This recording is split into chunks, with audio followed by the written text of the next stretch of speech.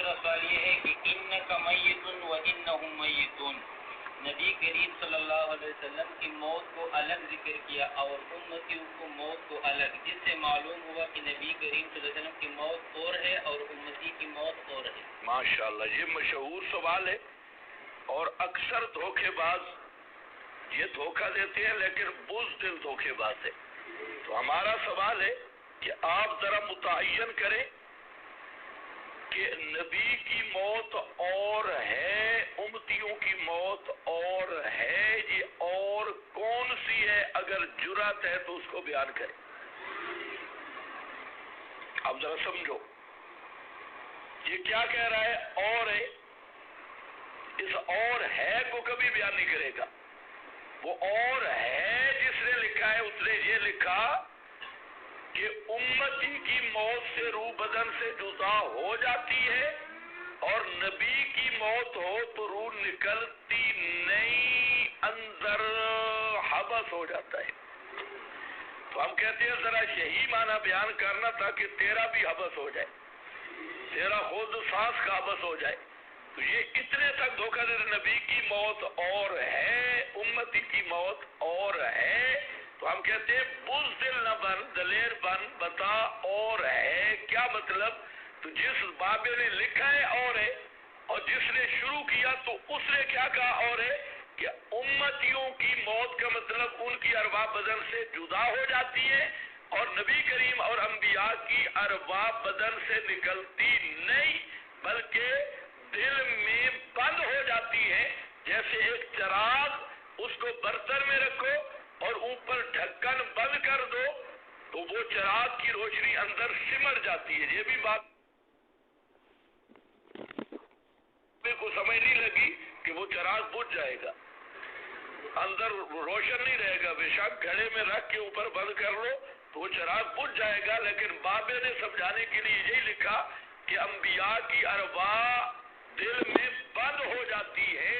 تو ہم کہتے ہیں اب یہ عقیدہ ذرا ظاہر کرنا اور ہمت کر اور کہ نبی کی موت اور ہے اور امتی کی موت اور ہے، بزدل کیوں بنتا ہے؟ ایک دوسری بات کہ یہ دوسرا نقطہ ذہن میں رکھ لیں کہ اللہ تعالیٰ نے جہاں ضابطے کے طور پہ موت کا قانون بیان کیا، جیسے میں نے شروع میں کہا، وہ نبی کریم علیہ السلام کو بھی شامل ہے اور غیر نبی کو بھی شامل ہے۔ اللہ یتوفی الانفس انکم بعد ذلک لمیتون، ابھی پڑھا ہے کنتم امواتا مظہری کے حوالے سے۔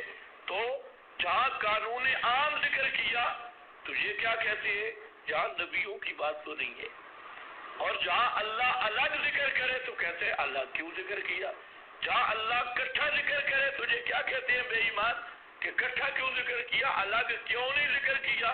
اور جہاں اللہ نے الگ ذکر کیا تو کہتے ہیں الگ کٹھا کیوں نہیں ذکر کیا؟ تو اصل دشمنی قرآن سے۔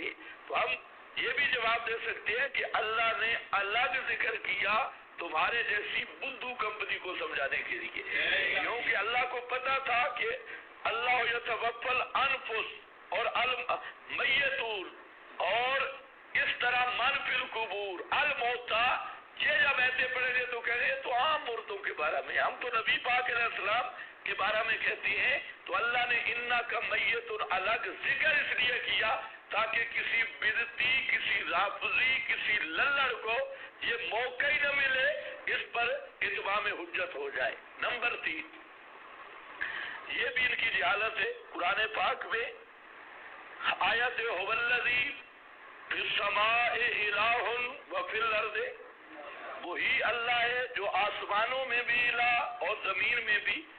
اب کوئی للڑ محقق کھڑا ہو کہ آسمانوں میں الہ ایک، زمین میں الہ دو مرتبہ ذکر کیا، پتہ چلا آسمانوں کا الہ اور ہے، زمین کا الہ اور ہے۔ توجہ ہے؟ تو کم از کم کتنے ہیں؟ 2 ہیں، ایک الہ آسمانوں کا، ایک زمین کا۔ الگ کیوں ذکر کیا؟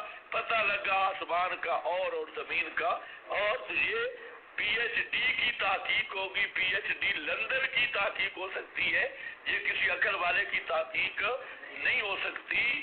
اور چوتھی بات ذرا غور سے سننا، جو اصل تحقیقی بات ہے وہ یہ ہے کہ جہاں جو انا کا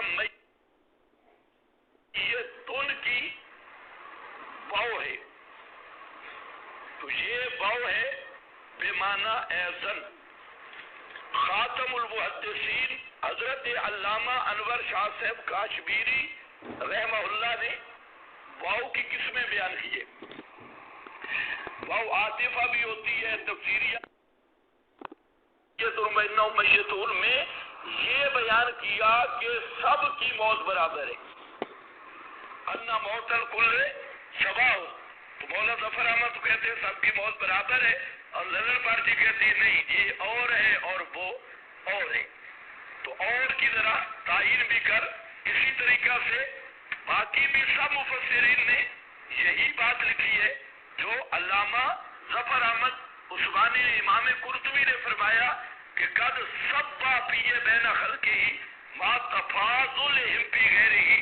اللہ نے موت کے معاملہ میں نبی کریم علیہ السلام کو مخلوق کے ساتھ برابر ذکر کیا، باوجود اس کے کہ آپ کی شانیں اور عظمتیں باقی امور میں بلند ہے، آپ کا تفاضل اور عظمت بلند ہے، لیکن موت کے قانون میں قد سبا پیے بین خلقہ۔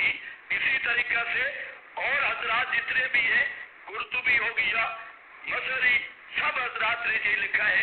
تو یہ جو للوڑی نقطہ ہے، یہ نقطہ خود ہی سیاہ لگ رہا ہے جیسے ان بیچاروں کا دل سے آئے۔ جی